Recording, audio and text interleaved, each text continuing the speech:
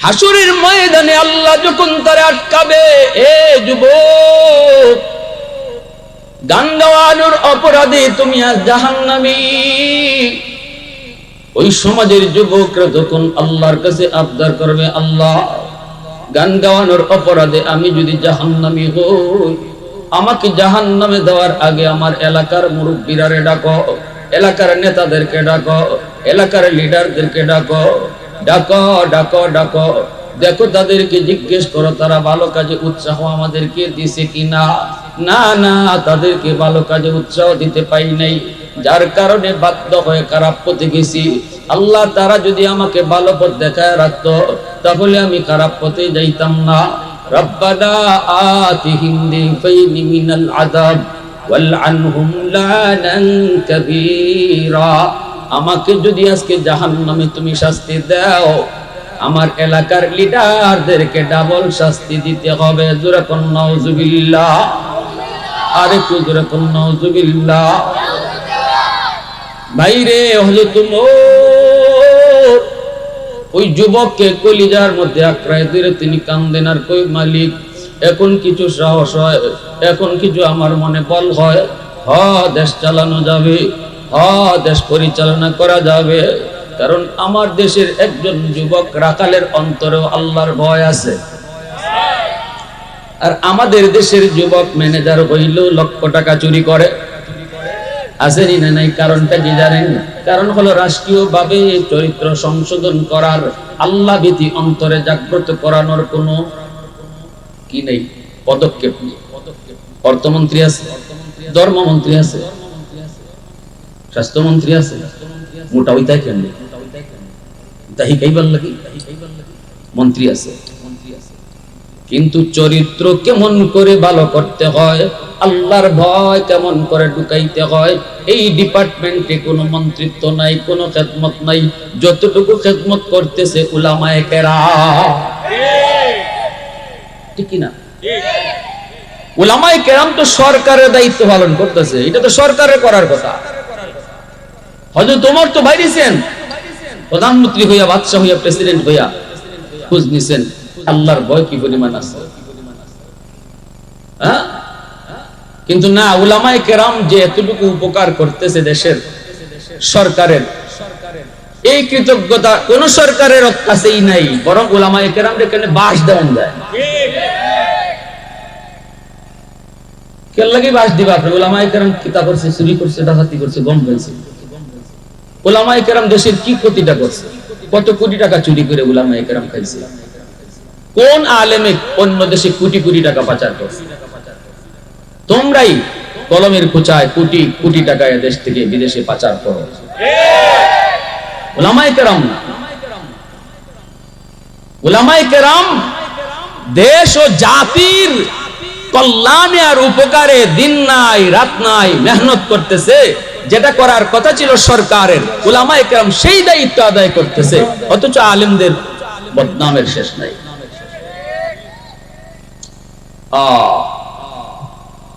এজন্য আমার ভাইরা, বন্ধুরা, যুবক, হযরত ওমর শুকরিয়া আদায় করেন। ওই যুবককে নিজের কলিজার ভিতরে তিনি টান দিয়া যুবককে লইয়া তিনি চোখের পানি ধরা কান্দেন আর বলেন, যুবক, আমি হলাম খলিফাতুল মুসলিমিন, আমিরুল মুমিনিন ওমর। হযরত ওমর ফারুক রাদিয়াল্লাহু তাআলা আনহুর সামনে কেউ যদি কখনো অন্যায় করত, সাথে সাথে তার কলিজায় ভয় শুরু হয়ে যাইত। কারণ ওমর নরম নাকি গরম? একটু আওয়াজ দিয়া, নরম না গরম? হযরত ওমর তিনি একবার এক রাস্তা দিয়ে আসতেছেন, ওই দিক থেকে একজন মদখোর, মদের ব্যবসায়ী, কলস ভরা মদ নিয়ে যায়। মদের ব্যবসায়ী, আল্লাহ ও আল্লাহ, বাজারে যাইতেছি কলস ভরা মদ, কিন্তু ডর লাগে। কের ডর? তোমার ওমরের সামনে আমি ফইরা যাই, এই ডর লাগে। আল্লাহ, তুমি যার সামনে ফালাও না কেন, বাঘের সামনে ফালাই দিও, তবু ওমরের সামনে ফালাইও। কারণ ওমরের হাতে তলোয়ার সব সময় খোলা থাকে, কাফের ভিতরে ঢুকাইব, প্যাকেটে ঢুকাইব, আবার বাইর করব। ওমরের এত টাইমই নেই। যেখানে যে জায়গা তলোয়ার লাগানি লাগে, এখানেও যাতে নগদে হয়ে যায়। এই জন্য তলোয়ার থাকে সবসময় খোলা। আল্লাহ রসুল কই উমরের তলোয়ার দেখলে শয়তান ইবাই থেকে হিবাই যায়। শয়তানে মনে করে আল্লাহ আল্লাহ রসুল সাল্লাল্লাহু আলাইহি ওয়াসাল্লাম বলে সবার সাথে শয়তান আছে, আমার উমরের সাথে শয়তান নাই। সাহাবীরা বলে ইয়া রাসূলুল্লাহ আপনার সাথেও কি শয়তান আছে? রাসূল কয় আমার সাথেও আছে, তবে আমার শয়তান কালেমা পড়ে মুসলমান হয়ে গেছে। এ আমারে চালায় না, আমার কথায় চলে। আর উমরের সাথে থাকেই না, ডরে যে আল্লাহ ই যে বেটা পুরা বডিটা আগুন, কোন সময় আমি ইবলিস ধরা পড়বো আর নগদে শেষ। এজন্য রাসূল কয় উমর যদি ইবায় আয় শয়তান হিবায় যায়। বুঝছেন নি কথা? এক মহিলা ডুল বাজাইতেছে, আল্লাহ রাসূলকে খারাইছেন, নবীরে দেখেও ডুল বাজানি বন্ধ করে না। আল্লাহ রাসূল তো নাও করেন না, মহিলা ডুল বাজায় তবলা বাজায়, রাসূলকে খারাই দিয়েছেন বেটি ডেঙ্কিয়া। এরপরে হযরত উমর আইতাছে, যেই মাত্র দেখছে উমর আইতাছে সাথে সাথে ডুল তবলা সব লুকাই লিছে। হযরত উমর আসা মাত্রই নবীজি মুস্কি হাসেন। ওমর বলতেছেন ইয়া রাসূলুল্লাহ আপনি মুস্কি হাসেন কেন? নবীজি বলেন এই বেটির খাসলত দেখে আমি নবী দাঁড়াই রইছি, আমারে ডরায় না, কিন্তু তুমি উমর আইতাছো এটা দেখে খবর হয়ে গেছে, ডুল তবলা কোন ভাই হারাইছে খবরই নেই। আল্লাহ রাসূলের এই কথা শুই না উমর একটু রাগ করলেন। মহিলাকে যায় কিছু বলবেন, বলার তো কত যে আমি উমর তো রাসূলের সামনে কটাই আর মজাই, তুই আমার রাসূলকে ডরাইলি না, আমারে ডরাইয়া ডুল তবলা। মনে একটু রাগ করে কইবা রাসূল কমো কারো কোন তো কইও না, বেটির দোষ না, কই কাম হইছে বেটির দোষ না। আল্লাহ রাসূল কই মহিলার দোষ না মানে? ওমর বলে নবী গো মহিলার দোষ না মানে কি, কার দোষ? এতক্ষণ পর্যন্ত বেটির লগে ইবলিস আসিল, তুমি উমর রে দেইকে ইবলিস বাকছে। সুবহানাল্লাহ জোরে কথা। फारूक तेरा नाम से इस्लाम रहेगा, फारूक तेरा नाम से इस्लाम रहेगा, दुनिया की अदालत में तेरा नाम रहेगा, दुनिया की अदालत में तेरा नाम रहेगा, सिद्दीक तेरा नाम से इस्लाम रहेगा, दुनिया की सदाकत में तेरा नाम रहेगा, दुनिया की सदाकत में तेरा नाम रहेगा। मुसलमाনের আওয়াজ এখন আল্লাহু আকবার। এজন্য হযরত উমর তিনি এই রাস্তা দিয়ে এই রাস্তা দিয়ে ওই দিক দিয়ে একটা লোক মদ কলস ভরা মদ নিয়ে বাজারে যায়, মনে মনে আল্লাহরে কয় আল্লাহ উমরের সামনে ফালাইও না রে বা, ও আল্লাহ তোমার কাছে কই উমরের সামনে ফালাইও না, কিন্তু যেখানে বাঘের ভয় এখানেই রাইত হয়। কথা ঠিক নেই? যারে যত ডরাই ভাই হে ওই দেখবে তোমার সামনে আছে। এটা একটা দিন উমর দিক থেকে উমর আইতেছে, কলিজার মাজার ফানি নেই। এখন তো এই লোকে ভয়, কলিজার ভিতরে ভয়। ও আল্লাহ এতক্ষণ তোমার কইলাম কিতাব, তুমি কল্লাই কিতাব জম দিয়ে আমার সামনে। উমর আইতাসুনার বেটা এক আল্লাহ আমারে কোন রকম তুমি উমরের হাত থেকে বাঁচাইবাইনি, একটু বাঁচাও, জীবনে আর কোনোদিন মদের ব্যবসা করতাম না, আল্লাহ তুমি আমার একটু বাঁচাও, একটু বাঁচাও। এই বইলা কলসটা লইয়া রাস্তার কিনারা দিয়া কোন রকম উমরে যাতে না দেখে যাওয়ার চেষ্টা করে। অনেক সময় দেখবেন রাস্তা ক্রস করা হয়, একজনে আরেকজনের খেয়াল করে না। হযরত ওমর তিনিও এই দিক দিয়ে আসতেছেন, আর লোকটাও যায়, ভাবতেছে হয়তো ওমর আমারে না দেখে, কোন রকম উমরে পাস করি, কিন্তু তাও হলো না। সামনাসামনি হইতে ওমরে কয় ও মিয়া দাঁড়াও। যদ্দুর ভানি আসিল কলিজা তদ্দুর আসেন দিলাও কা।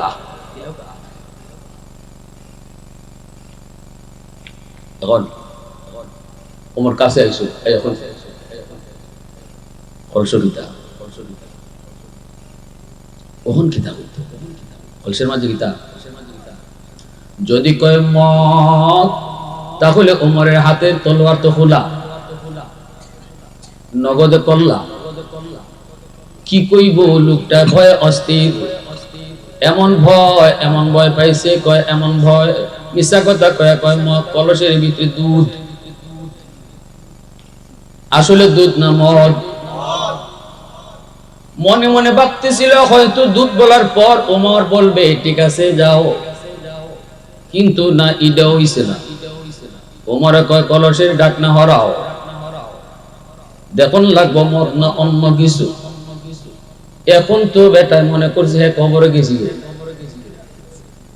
কলসের ঢাকনা সরাইব হাতে কাঁপে বডি কাঁপে টুট কাঁপে মাথায় কাঁপে পাও কাঁপতেছে হাতটা দিব কেমনে দিব আল্লাহরে ডাইকা কয় আল্লাহ ও মালিক জীবনের জন্য তওবা করলাম গো আল্লাহ আর জীবনে আমি গুনাহ করব না মদ খাইমু না মদের ব্যবসা করব না আল্লাহ আমি তওবা করলাম বলুন তো তওবা করার সময় গুনার কথা কাউরে শুনাইতে হয় গুনার কথা কাউরে শুনাইতে হয় না তওবা করার সময় ইমাম সাহেবের হাত ধইরা গুনার কথা বইলা তওবা করতে হয় না চেয়ারম্যানের কাছে যাইও তওবা করা লাগে না এমপির কাছে যাইও তওবা করতে হয় না পীর সাহেবের কাছে গিয়েও তওবা করতে হয় না তওবা নিজে নিজেই করা যায় দিলের ভিতরে আল্লাহকে কইলে আল্লাহ দিলের কথা শুনি কি শুনে না আল্লাহু আলিমুম বিযাতিস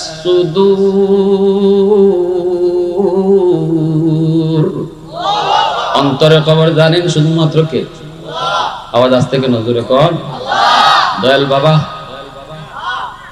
তো দয়াল বাবা ইবলা বাবা খাজা বাবা জটাশা ল্যাংটাশা বদনাশা কোন বাবাই মনের খবর জানে না মনের খবর জানেন শুধুমাত্র কে এই একই আছে তো এই আকীদা আছে তো যদি এর মধ্যে বিন্দু পরিমাণ আপনার কোনো সংশয় থাকে আপনি যদি মনে করেন আল্লাহ যেমন জানে মনের খবর আমার হিসাবেও জানে তাহলে নামাজ পড়ে আর কোনো লাভ নাই কপালের ভিতরে নামাজের বছরে বছরে হজ উমরা কইরও লাভ নাই ভালো করে মনে রাখো এটা বহুত বড় শিরক ইন্নাশ শিরকা লাযুলমুন আযীম শিরক কঠিন থেকে কঠিন কবিরা গুনাহ এই গুনাহ আল্লাহ পাক কখনো maaf করেন না আল্লাহ বলেন আমি সব গুনাহ চাইলে maaf করে দিব কিন্তু শিরকের মতো গুনাহ আল্লাহ maaf করবেন না এজন্য যুবক ও আল্লাহর বান্দারা মসজিদে নামাজ পড়তে আইবা নামাজের পরে ইমাম সাহেবের সাথে সময় দাও হুজুর একটু শিরিক কোন কোন গুনারে কয় একটু বুঝায়া দেন হুজুরের কাছ থেকে শিরিকের গুনাহটা চিনা নাও এটা করো মাঝে মাঝে ইমাম সাহেবের সাথে চলো বসো আমরা তো উলামায়ে কেরামের সাথে সময় দিতে চাই না বসি বন্ধুর সাথে বসলাম চায়ের দোকানে যেখানে গীবতের আড্ডা কিন্তু ইমাম সাহেবের সাথে আলেমের সাথে চললে পরে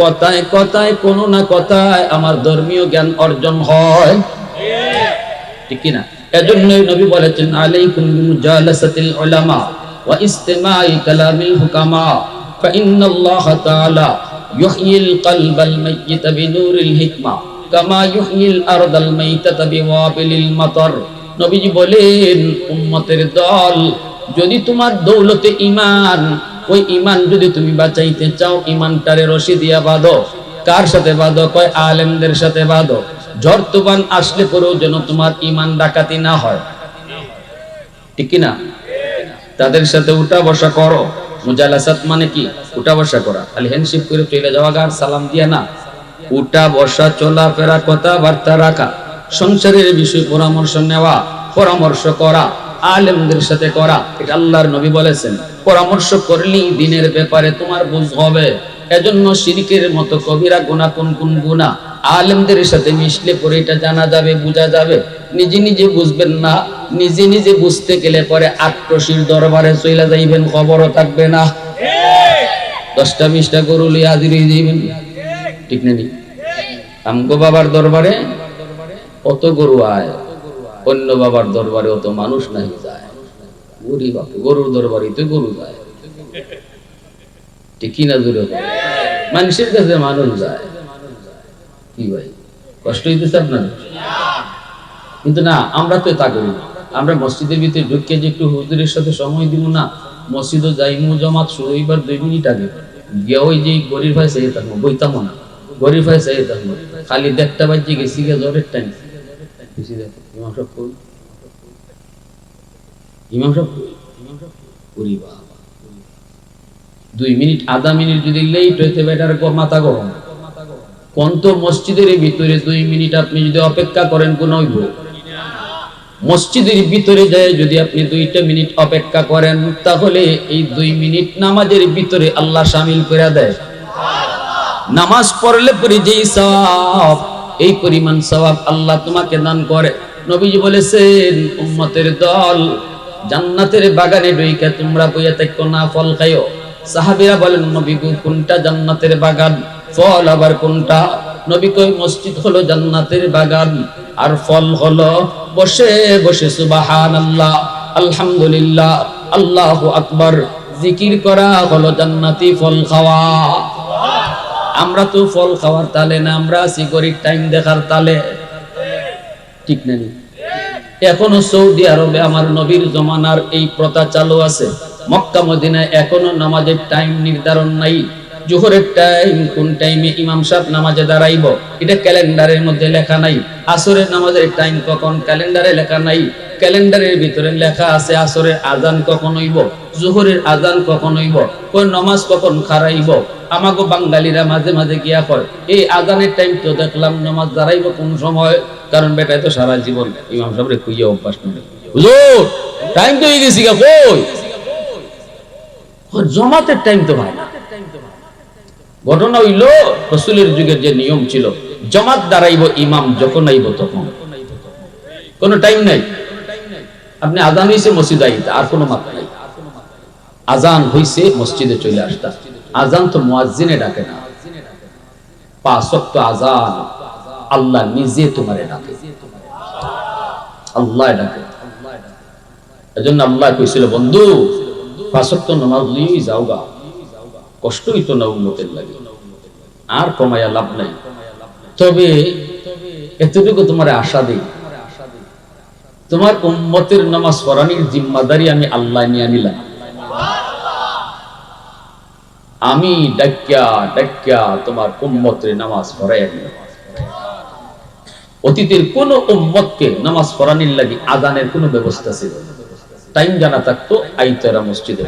শুধু এই উম্মতের জন্য আযানের ব্যবস্থা আল্লাহ এই উম্মতকে আসান করছে। আর আল্লাহ কইছে, বন্ধু 5 ওয়াক্ত কমাইবার লাগিও আইছো না, লাগতো না, যাও উম্মতের নামাজ পড়ানোর জিম্মাদারিও আমি আল্লাহই নিয়ে নিলাম। আর আইসোই যখন তে যাও 5 ওয়াক্ত যদি আদায় করে 50 ওয়াক্তের সওয়াব আমি দিয়ে দিব। খালি হাতে আমার নবীর আল্লাহ ফিরে দেয় কেমন? কয়বার নিছে আল্লাহ নবীরে 5 ওয়াক্ত করে কমাইয়া 9 বার আনাইলো আর নিল। আল্লাহ একবারে পারে না 50 ওয়াক্ত থেকে 45 ওয়াক্ত কমাইয়া 5 ওয়াক্ত রাখতো, একবারে নবীর দিল হয় না? 9 বার নেওয়াইলেন কেন? এর কারণ হলো বন্ধু বন্ধুরে যত দেখে ততই মায়া লাগে। এজন্য আল্লাহ কয়, মুসা আমার বন্ধু জায়গা তো ভালো লাগে না, বুঝাই আবার পাঠাইয়া দেয় আর একটু মাতি। সুবহানাল্লাহ। আল্লাহ নবী আয়তে আবার যায়, আল্লাহ আবার কয়, মুসা দোস্ত জায়গা তো, আমার দোস্তরে যত দেখি যত কথা কই তুই মজা লাগে, আবার বুঝাই পাঠাই। এইভাবে 9 বার আল্লাহ নেওয়াইলেন, নবীর সাথে কথা কইলেন। গেলেই আল্লাহ তো, বন্ধু কেন আইছো? কেন আইছো কইছে, আর নবী কইছে এটার লাগে আইছি। আল্লাহর ভালো লাগছে, আল্লাহর মজা লাগছে, আল্লাহর প্রিয় লাগছে, এজন্য আল্লাহর এত আকর্ষণ। কয়, যাও বন্ধু যাও, 5 ওয়াক্ত লইয়া যাও, অসুবিধা নাই, আমি আল্লাহ তারে ডেকে ডেকে নামাজ পড়াই দিই। তাহলে যুবক বলো, মসজিদ থেকে মুয়াজ্জিন ডাকে না আল্লাহ ডাকে? আল্লাহ তোমারে ডাকতেছে, আল্লাহু আকবার, আল্লাহু আকবার। আল্লাহ মহান, আল্লাহ মহান, আল্লাহ বড়, আল্লাহ বড়।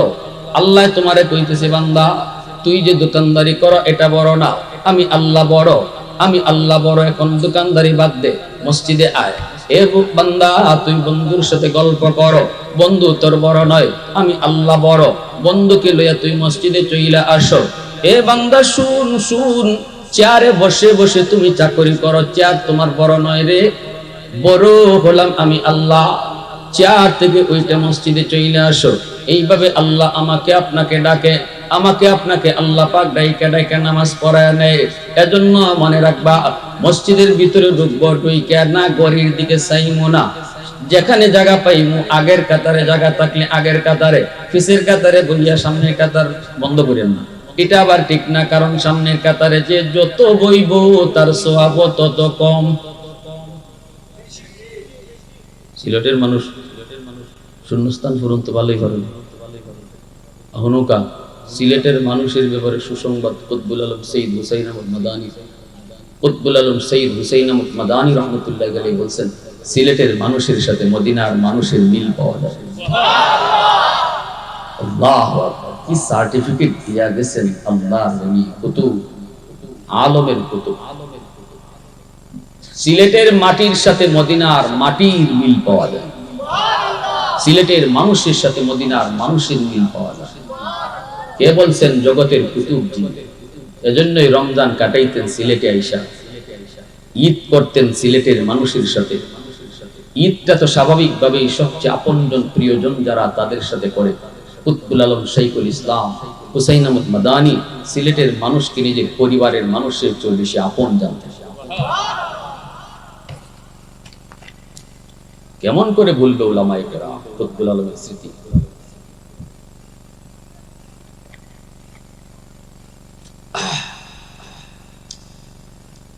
এজন্য শিরিক বহুত বড় কবিরা গুনাহ। মনের খবর জানেন কে? আর একটু জোরে বলেন, মনের খবর জানেন কে?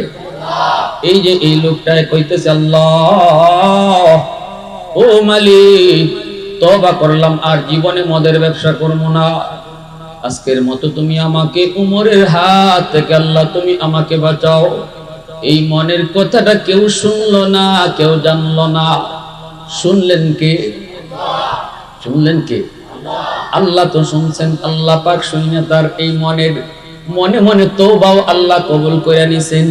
এর যুবক, এই মজলিসে তুমি বইসা যদি কও আল্লাহ ভুল করেছি, জীবনে বহুবার তুমি মসজিদ থেকে আমারে ডাকছো, আমি এতদিন বুঝি নাই, ভাবছি মুয়াজ্জিনে ডাকে, আজকে হুজুরের মুখ থেকে শুনলাম আল্লাহ তুমি ডাকো, নিয়ত করলাম আর জীবনে নামাজ ছাড়বো না, আযান হলে পরে আর ঘুমায় থাকবো না, আযান হলে আর নিজের কাজে মগ্ন থাকবো না, আল্লাহ পিছনের গুনাহ তুমি মাফ করো।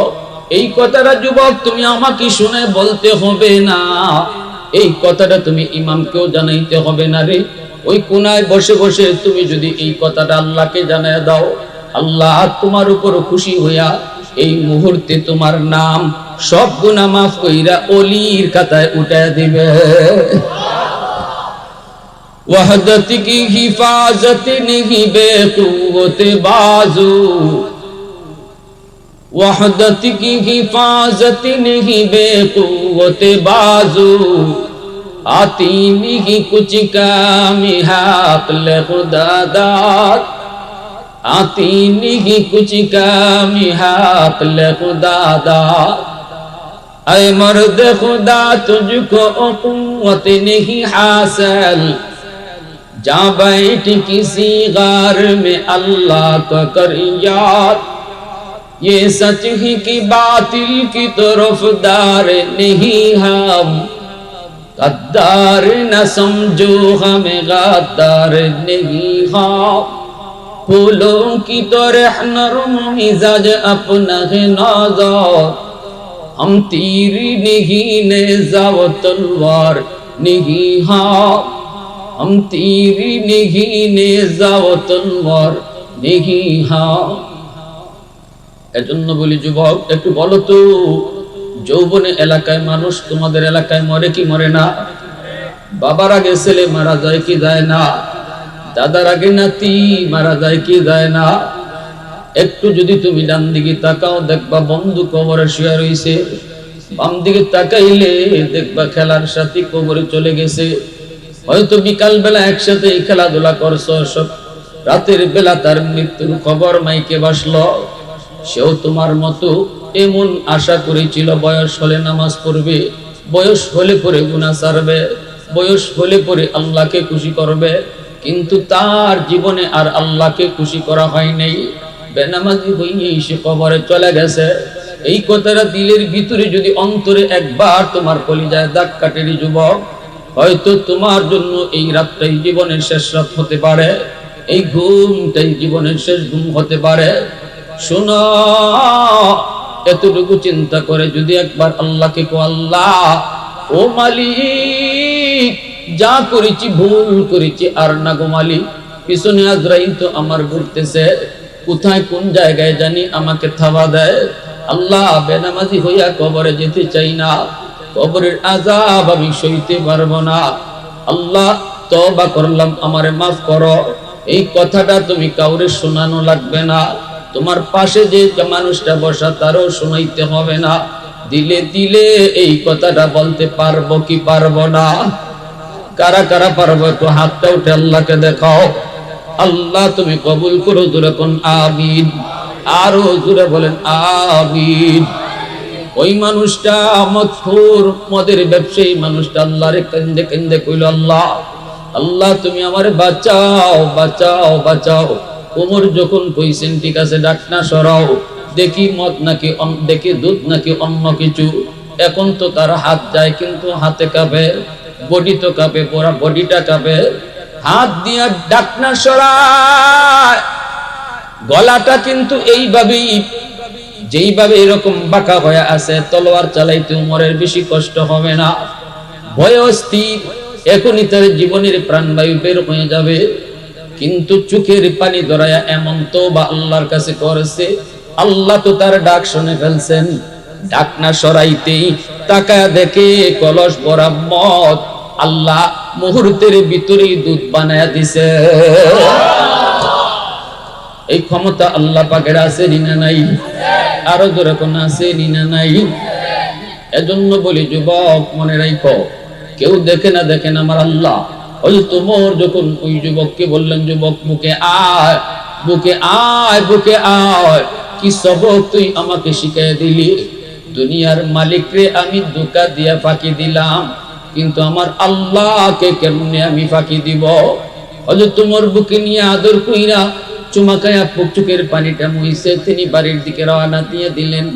দরবারে চলে আসলেন, সাহাবীদেরকে নিয়ে বইসে চোখের পানি ধরা ঘটনা বইলে কানলেন। ভাইরে, হযরত ওমর মরণ পর্যন্ত সারা জীবন ওই যুবকের কথা তিনি ইয়াদ রাখছেন, যুবকের কথাটাও তিনি ইয়াদ রাখছেন। হাদিসের মধ্যে বলেন, হযরত ওমর যখনই সুবহানাল্লাহ, আলহামদুলিল্লাহ, আল্লাহু আকবার জিকির করতেন, তখনই তিনি ওই যুবকের কথাটা ফা আইনাল্লাহ, আমি আমার আল্লাহরে কোথায় রাখবো, এই কথাটা তিনি জিকিরের মতো জপতেন। এজন্য আমার ভাই, এ যুবক, উলামায়ে কেরাম দেশ থেকে দেশান্তর, নদী থেকে বন্দর, রাত নয় দিন নয় মেহনত করে শুধু এই কথাটা বোঝানোর জন্য, এই কথাটা বোঝানোর জন্য। তুমি যে অন্যায় করতেছো সবার চোখে ফাঁকি দিয়া, যত মানুষের চোখেই ফাঁকি দাও না কেন, যতজনই ফাঁকি দিতেছ, কিন্তু একজনকে তুমি সব সময় ফাঁকি দিতে পারবা না। একজন সব সময় তোমার এই অন্যায়টা দেখতেছে, তিনি কে? জুলাইখা ইউসুফ নবীরে কইছিল, ও ইউসুফ, 7টা দিকে ভিতরে ঢুকায়া তোমারে আনলাম, আন্দর মহলে আনলাম, আমার মনের ইচ্ছা তুমি পূরণ করো। ইউসুফ নবী কয় না, দরজা বন্ধ থাকলেও, কেউ না দেখলেও দেখেন আমার আল্লাহ, কেউ না দেখলেও দেখেন কে? জুলাইখা কয়, এই যে আল্লাহর মুখ ঘুরে লাইছি। জুলাইখা তখন তো মূর্তি পূজারী ছিল, শোকেসের উপরে ছিল একটা মূর্তি, ছোট্ট একটা মূর্তি, ভগবান। এই মূর্তির মুখটা কাপড় দিয়া জুলাইখা ডেকে লাইছে। ডেকে কয়, এই যে ইউসুফ দেখো, ভগবানের মুখ ডেকে লাইছি। আউযুবিল্লাহ। আল্লাহর পয়গম্বর ইউসুফ, আল্লাহর পয়গম্বর জুলাইখাকে ডাক দেয়া কই, জুলাইখা, তোমার ভগবানের মুখ কাপড় দিয়া ঢাকা যায় গো, কিন্তু আমি যেই মালিকের গোলামি করি, ওই মালিকের চেহারা ডাকবার ক্ষমতা কারো নাই। ওই মালিকের চেহারা ডাকবার ক্ষমতা কারো নাই। দৌড় দিয়ে দিলেন অপরাধ থেকে বাঁচার জন্য। অন্তরের ভিতরে আল্লাহর ভয় ঢুকছে। এইবার বাঁচবেন কি কইরা? দরজা তো তালা দেওয়া, দরজা তো তালা দেওয়া। মনে মনে কোন সাধ্য যদ্দুর আছে এদ্দুর আমি করব। দৌড় দিয়ে দরজা পর্যন্ত তিনি আসলেন। আল্লাহ পাক রব্বুল আলামিন কয়, এই বান্দা, গুনাহ থেকে বাঁচার জন্য তোমার সাধ্য যদ্দুর আছে এদ্দুর তুমি করো, বাকিটা তো করব আমি আল্লাহ। ওয়াল্লাযীনা জাহাদু ফীনা লানাহদিয়ান্নাহুম সুবুলানা ওয়া ইন্নাল্লাহা লামাআল মুহসিনিন।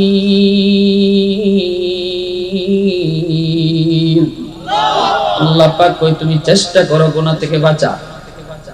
চেষ্টা তো করো, ঠিক না? আমরা তো গুনাহ থেকে বাঁচার চেষ্টাও করি না। আল্লাহ কয় চেষ্টা করো গুনাহ থেকে বাঁচার, যতদূর সম্ভব এতদূর চেষ্টা করো। যেখানে গিয়ে তুমি পারতায় না এই জায়গা আমি দিমু। ইউসুফ পয়গম্বর দৌড় দিয়া দরজার কাছে চলে আসলেন। এত মোটা তালা, চাবি জুলেখার পেছো। এই তালার কাছে চলে আসলেন দৌড় দিয়া। আর মনে মনে কর, আল্লাহ তালা পর্যন্ত যাওয়া আমার কাম, আর তালা খুইলা দেওয়া তুমি আল্লাহর কাম। মুহূর্তের ভিতরে আল্লাহ তালা খুইলা দিলেন। ইউসুফ নবী আবার দৌড় দিয়ে দ্বিতীয় গেইটে, এই দ্বিতীয় গেইটের তালাও টাস করে খুলে গেল। আবার দৌড় দিয়ে তৃতীয় গেইটের কাছে, তৃতীয় গেইটের তালাও আল্লাহ টাস করে খুলে দিল। চতুর্থ, পঞ্চম, সপ্তম, 7টা গেইট পাড়ি দিয়ে যখন তিনি বের হয়ে আসবেন, জুলাইখা পিছনে জামাই কাপড় দিয়ে ধরলো, এইভাবে ধরলো, খামসা দিয়ে ধরলো। তিনি এত দ্রুত যাইতেছিলেন, পাঞ্জাবি ছিঁড়ে গেল পিছন দিক দিয়া। মুহূর্তের ভিতরে জুলাইখার স্বামী সামনে হাজির। জুলাইখার স্বামী তো দেখে অবাক। ইউসুফ ধরতেছে, পিছনে বউ। জুলাইখার স্বামী কয়, ব্যাপার কি, ঘটনা কি, দেখি। অবাক, দুইজন তো আসামি দাঁড়ায় রইছে। জুলাইখার স্বামী কয়, কি হইছে? সাথে সাথে জুলাইখা মহিলাদের ষড়যন্ত্র কত বড়, সাথে সাথে তার মুখ ফুটে গেছে। দেখছো, তুমি যে কইছলা আদর কইরা ঘর আনছো, হালতায় হালছো তো, আদরও করছো, এখন তোমার আমানতই আব্দে লাগছি। নাউজুবিল্লাহ। ইউসুফ নবী কয়, অসম্ভব, মিথ্যা কথা, মিথ্যা কথা আমি করি নাই। আমাকে উনি ঢুকাইছে, আমার সাথে অন্যায় করতে চাইছে। আল্লাহ আমাকে তার কুদরতে বাঁচাইছে, আমি বাঁচি নাই, আল্লাহ বাঁচাইছে। জুলাইখা কয়, মিছা কথা কয়, জামাইয়ের কাছে ভালো থাকবার লাগে, হ্যাঁ, মিছা কথা কয়। ইউসুফ নবী কয়, না, আমি মিথ্যা বলি না। এখন জামাই কার কথা বিশ্বাস করব? একদিকে আদরের স্ত্রী, স্ত্রীর কথাটাই দেও তার বিশ্বাস আগে করতে হয়। এই অবস্থায় একটা দুধের বাচ্চায় সাক্ষী দিয়া বসলো। দুধের বাচ্চায় কয়, ও আজিজি মিসর, আমি তোমাকে বলি শুনো, পরামর্শ দেই শুনো, কে সত্য বলে কে মিথ্যা বলে তুমি বাইর করতে পারবা। কেমনে? কয়, ইউসুফের জামা দেখো, পিছনে চিরা না সামনে চিরা। যদি সামনে চিরা হয় তাহলে বোঝা গেল ইউসুফ দোষী, আর যদি জামা পিছনে চিরা হয় বোঝা গেল জুলেখা দোষী। জুলেখা কান দিছে, ইউসুফ তাড়াতাড়ি আইছে। কয়, কথা তো ঠিক। এইবার তালাশ করে দেখে ইউসুফ নবীর পিছনে জামা চিরা। সাক্ষী দিল কেডায়? দুধের বাচ্চা। সাক্ষী দিছে কেডায়? দুধের বাচ্চা কথা বলতে পারে, আল্লাহ কথা কইছে। দুধের বাচ্চা যদি আল্লাহ কথা কইছে, একদম নবীর নির্দোষ বানাইল। দুধের বাচ্চা এটাও বার্ত কইতো যে না, ইউসুফ সত্য কয় আর জুলেখা মিথ্যা কয়। আল্লাহ এইভাবেও কইছে না, এইভাবেও কইছে।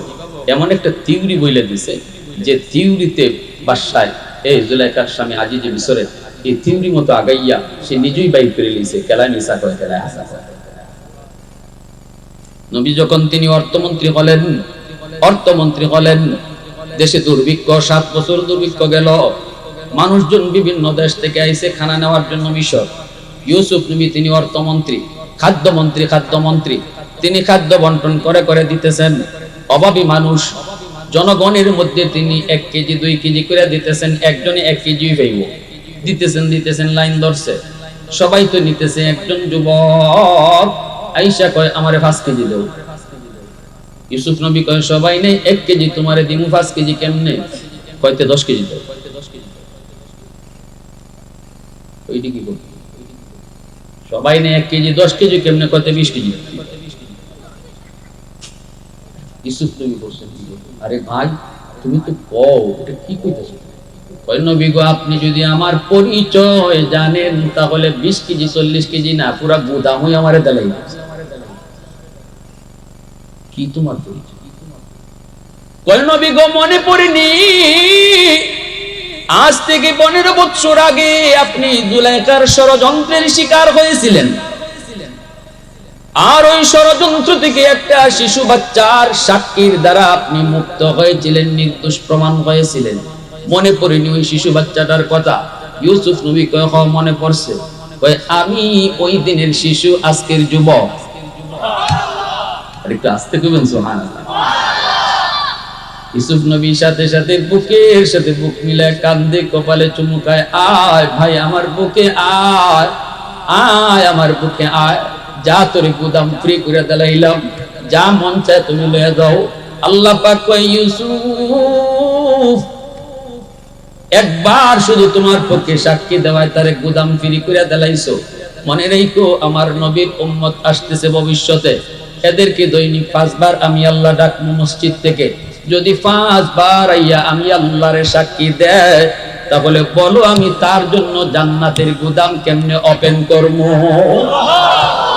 আর জোরে সুবহানাল্লাহ।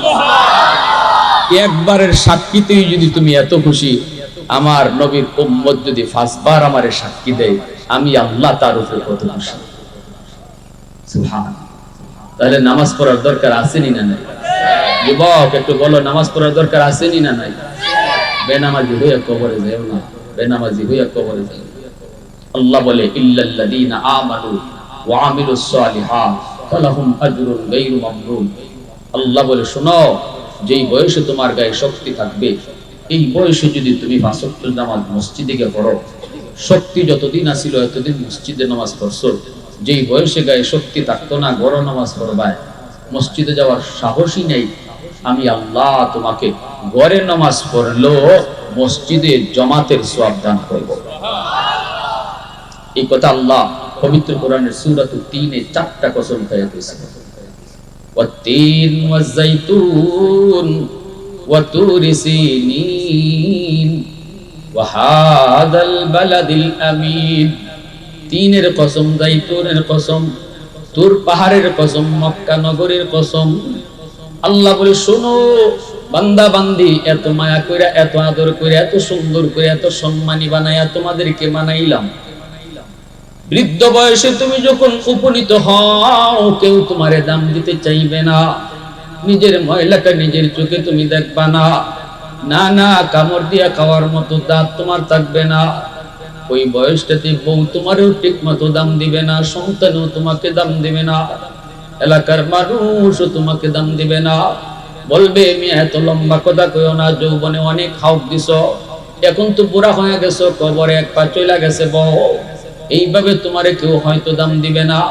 কিন্তু বান্দারে, যৌবনে যদি তুই আমার গোলামি কইরা থাকো, যৌবনে যদি আমি আল্লাহর ভয় অন্তরে নিয়ে চলো, ওই বৃদ্ধ বয়সে কেউ যখন তোমারে দাম দিবে না, আমি আল্লাহ তোমাকে দামি বানায়া দিব।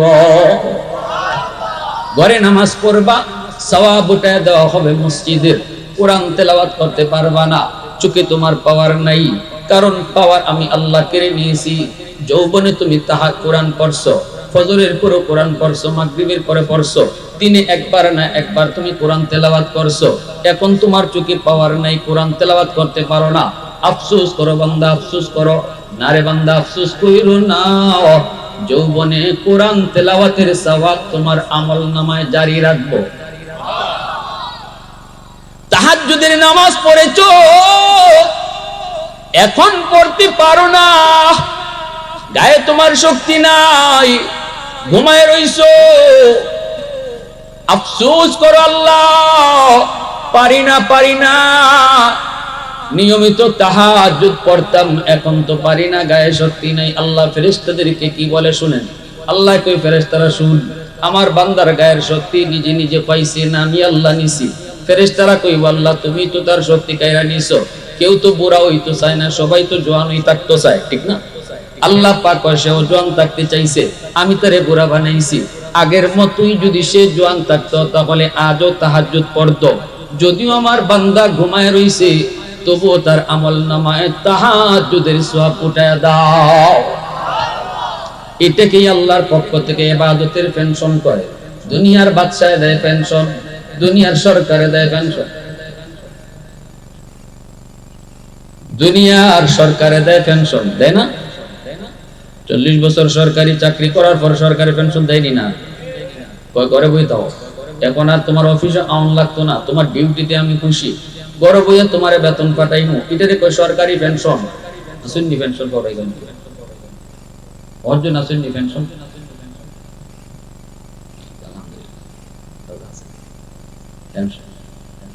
পেনশনটা মজা না? ঘরে বই দিছি, ডিউটি করি না, সরকারি বেতন দিতেছি, এটা মজা নানি? আল্লাহ কয় দুনিয়ার বাদশায় যদি তোমরা পেনশন দিতে পারে, আমি আল্লাহ তো বাদশার বাদশা, সরকারের সরকার, আল্লাহ পেনশন দিব। যৌবনে যদি ঠিক মতো আল্লাহর ইবাদত করো, বুড়া বয়সে বুড়া হওয়ার কারণে যদি ওই ইবাদত কিভাবে না পারো, আল্লাহ তোমাকে যৌবনের সুন্দর ইবাদতের সওয়াবটা ঘরে বসাইয়া দান করবে। ঘরে বসায় আল্লাহ সুন্দর ইবাদতের সওয়াবটা দান করবে। বৃদ্ধ বয়সে হয়তো কোন রকম পড়তেছো, রুকু হইতেছে না, রুকু থেকে খাড়া হইতে পারো না, রক সিরে জায়গা, সেজদায় গেছো, মাথার বার ওই জায়গা তুলতে পারো না, কোন রকম সেজদাটা দিতেছো, আল্লাহ সব দেখতেছে। এরপর আল্লাহকে বান্দারে যৌবনে যে সুন্দর করে নামাজ পড়ছিলে ওই সওয়াবটাই তোর আমলনামায় দান করো। তাহলে যৌবনের ইবাদতের দাম আছে নি না? মসজিদ কার ঘর? জোরে বলেন কার ঘর? আল্লাহর ঘর মসজিদ, আল্লাহর ঘর মসজিদ। আমি একজন মুসাফির মানুষ, কিয়ামতের ময়দানে যারা মসজিদকে সাহায্য করবে, মসজিদকে সুন্দর করবে, মসজিদে এসে নামাজ পড়বে, তাদেরকে মসজিদ নৌকায় যাত্রী লইয়া যেভাবে নৌকা চলে, মসজিদ হাসরের মাঠে এইভাবে সব মুসল্লি হলদে লইয়া, দানশীল হলদে লইয়া আল্লাহর দরবারে হাজির হবে।